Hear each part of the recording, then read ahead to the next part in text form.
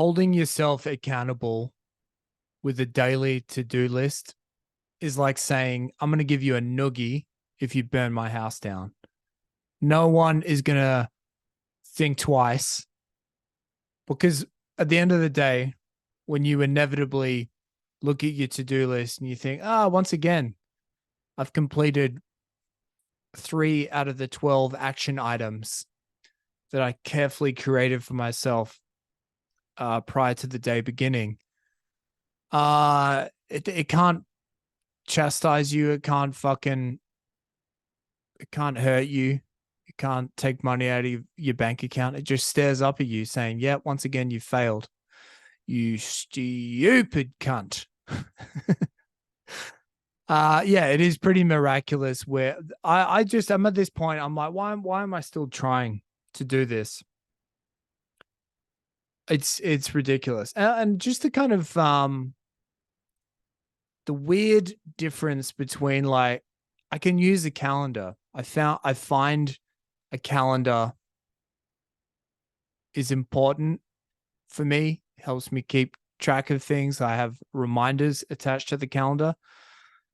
So I'm not a complete tard when it comes to time planning, keeping track of things through a system. But when I go the next step of like, okay, on the calendar, I'm going to map out like what my day is going to look like and what I'm going to get done. That's when it goes to shit.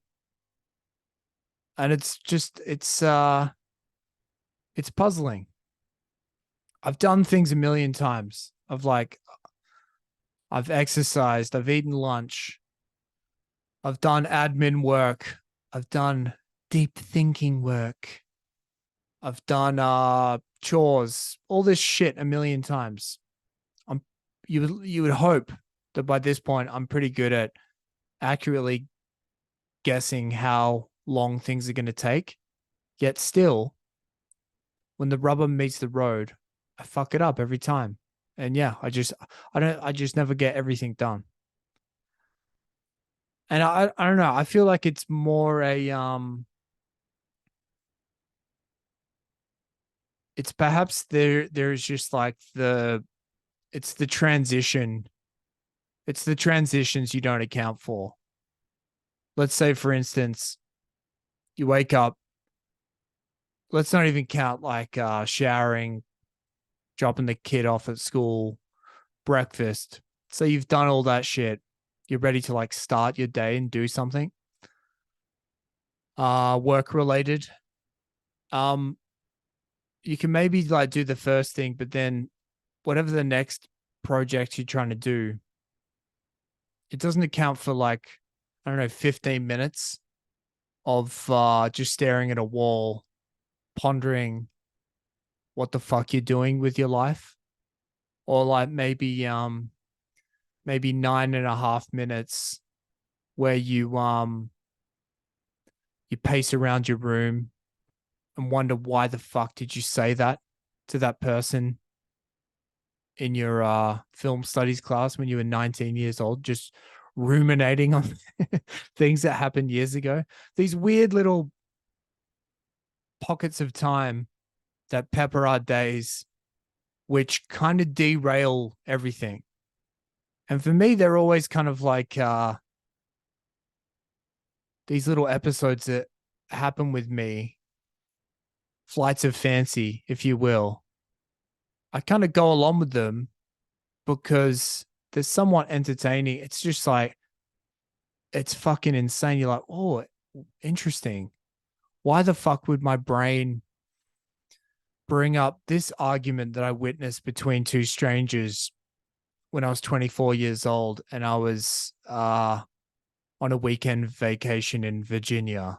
Like it'll just and so you'll be like, oh, should we just go along with the memory? Oh, I've got the next task to do. Fuck it, let's have the memory. So you go down the memory, and then you come out of it, and it's almost like I feel like an amnesiac where I'm like, okay, I don't know where I lost the 15 minutes. And when I'm having the lost in thought memory, just pondering on something, I am I'm kind of like enjoying it. And then when I come off the air, I'm like, holy fuck, where's the time gone? You know what the irony is? I think a few episodes ago, I was shitting on mindfulness, saying that I never get lost in thought.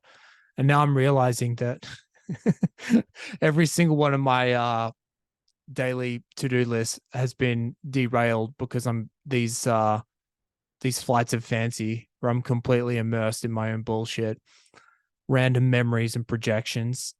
That's what's fucking up my entire life. So yeah, don't listen to that mindfulness episode. I was completely wrong about everything. Sam Wise Harris, I apologize profusely. So, in addition to mindfulness, if there's anything else that will help me stay on top of my to do lists, let a brother know. Peace.